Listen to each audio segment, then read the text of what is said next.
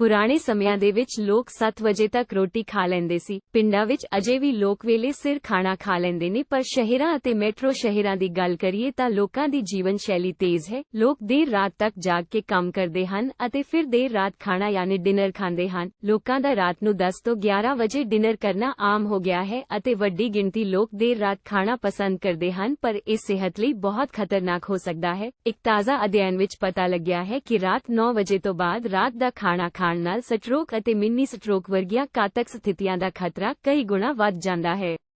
Late ਖਾਣਾ ਖਾਣ ਤੇ ਹੈਰਾਨ ਕਰਨ ਵਾਲਾ ਖੁਲਾਸਾ ਫਰਾਂਸ ਦੀ ਰਾਜਧਾਨੀ ਪੈਰਿਸ ਸਥਿਤ ਸੋਰਬੋਨ ਯੂਨੀਵਰਸਿਟੀ ਦੀ ਖੋਜ ਦੌਰਾਨ ਸਾਹਮਣੇ ਆਇਆ ਹੈ। ਖੋਜਕਾਰਾਂ ਨੇ 1 ਲੱਖ ਤੋਂ ਜ਼ਿਆਦਾ ਲੋਕਾਂ ਤੇ ਅਧਿਐਨ ਕਰਨ ਤੋਂ ਬਾਅਦ ਦਾਅਵਾ ਕੀਤਾ ਹੈ ਕਿ ਦੇਰ ਰਾਤ ਤੱਕ ਖਾਣਾ ਖਾਣ ਦੀ ਆਦਤ ਲੋਕਾਂ ਲਈ ਘਾਤਕ ਸਾਬਤ ਹੋ ਸਕਦੀ ਹੈ। ਇੱਕ ਖੋਜ ਨੇਚਰ ਕਮਿਊਨੀਕੇਸ਼ਨ ਵਿੱਚ ਪ੍ਰਕਾਸ਼ਿਤ ਕੀਤੀ ਗਈ ਹੈ। ਇਸ ਅਧਿਐਨ 'ਚ ਸ਼ਾਮਲ ਲੋਕਾਂ ਦੇ ਖਾਣ ਪੀਣ ਦੇ ਸਮੇਂ ਤੇ ਨਜ਼ਰ ਰੱਖੀ ਗਈ ਅਤੇ ਉਨ੍ਹਾਂ ਦੇ ਕਾਰਡੀਓਵੈਸਕੂਲਰ ਰੋਗ ਦੇ ਖਤਰੇ ਤੇ ਵੀ ਨਜ਼ਰ ਰੱਖੀ ਗਈ। ਇਹ ਅਧਿਐਨ 7 ਸਾਲ ਤੱਕ ਕੀਤਾ ਗਿਆ ਅਤੇ ਇਸ ਤੋਂ ਬਾਅਦ ਹੁਣ ਨਤੀਜੇ ਸਾਹਮਣੇ ਆਏ ਹਨ। ਇਸ 'ਚ ਰਾਤ ਦੇ ਖਾਣੇ ਦਾ ਸਭ ਤੋਂ ਵਧੀਆ ਅਤੇ ਖਰਾਬ ਸਮਾਂ ਦੱਸਿਆ ਗਿਆ ਹੈ।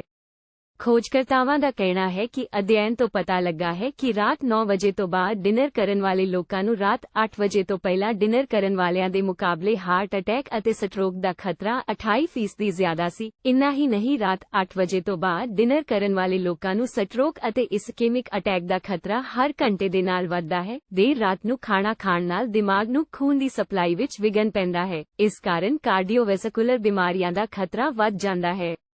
ਸ਼ਾਮ ਨੂੰ ਹਾਈ ਬਲੱਡ ਪ੍ਰੈਸ਼ਰ ਹੋਣ ਨਾਲ ਖੂਨ ਦੀਆਂ ਨਾੜੀਆਂ ਨੂੰ ਨੁਕਸਾਨ ਪਹੁੰਚਦਾ ਹੈ ਅਤੇ ਦਿਲ ਦੇ ਦੌਰੇ ਜਾਂ ਸਟਰੋਕ ਦਾ ਖਤਰਾ ਵੱਧ ਜਾਂਦਾ ਹੈ। ਖੋਜਕਾਰਾਂ ਨੇ ਅਧਿਐਨ 'ਚ ਪਾਇਆ ਕਿ ਦੇਰ ਨਾਲ ਖਾਣਾ ਖਾਣ ਨਾਲ ਮਰਦਾਂ ਦੇ ਮੁਕਾਬਲੇ ਔਰਤਾਂ ਜ਼ਿਆਦਾ ਪ੍ਰਭਾਵਿਤ ਹੁੰਦੀਆਂ ਹਨ। ਸਿਹਤ ਮਾਹਿਰਾਂ ਅਨੁਸਾਰ ਦੇਰ ਰਾਤ ਖਾਣਾ ਖਾਣ ਨਾਲ ਪਾਚਨ ਤੰਤਰ ਵਿਗੜ ਸਕਦਾ ਹੈ ਅਤੇ ਮੋਟਾਪੇ ਦਾ ਖਤਰਾ ਵੱਧ ਜਾਂਦਾ ਹੈ। ਅਜਿਹੇ 'ਚ ਰਾਤ 8 ਵਜੇ ਤੋਂ ਪਹਿਲਾਂ ਖਾਣਾ ਖਾ ਲੈਣਾ ਚਾਹੀਦਾ ਹੈ। ਦੱਸੇ ਗਏ ਤਰੀਕਿਆਂ ਅਤੇ ਸੁਝਾਵਾਂ ਨੂੰ ਅਪਣਾਉਣ ਤੋਂ ਪਹਿਲਾਂ ਕਿਸੇ ਡਾਕਟਰ ਜਾਂ ਸਬੰਧਤ ਮਾਹਰ ਦੀ ਸਲਾਹ ਜ਼ਰੂਰ ਲਓ।